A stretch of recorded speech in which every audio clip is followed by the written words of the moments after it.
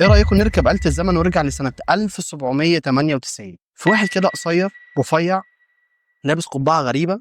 ايوه، هو نابليون.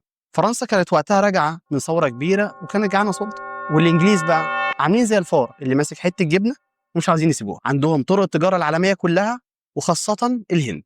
اول محاوله لينا بقى كانت في القرن ال17 على يد الملك لويس ال14، وده فكر في ضرب التجاره الهولنديه في الهند. انما في القرن ال18 في عهد الملك لويس ال15 ده فكر في حاجه مختلفه خالص. قال لك انا اروح اتفاوض مع السلطان العثماني ان هو يديني حكم مصر عشان يامن التجاره الفرنسيه. وفي نفس القرن ال18 عندنا الملك لويس ال16 قال لك انا لازم امن طريق التجاره بدل ما الف حوالين افريقيا في طريق راس الرجاء الصالح اللي كان بيسيطر عليه الاسطول البريطاني. انما نابليون اللي احنا اتكلمنا عليه في الاول كان هدفه تامين تجاره فرنسا من خطر المماليك ومن انجلترا اللي كانت بتهددهم. انما لو هنتكلم عن مصر قبل الحمله الفرنسيه فكان فيها ضعف اقتصادي واجتماعي، يعني زراعه مضطربه، صناعه بايظه، وتجاره متدمره، والبلد كلها محتاجه حد يشدها. انما لو عايز تعرف باقي التفاصيل تعالى معانا على اليوتيوب. معاكم مستر محمود وائل مدرس التاريخ.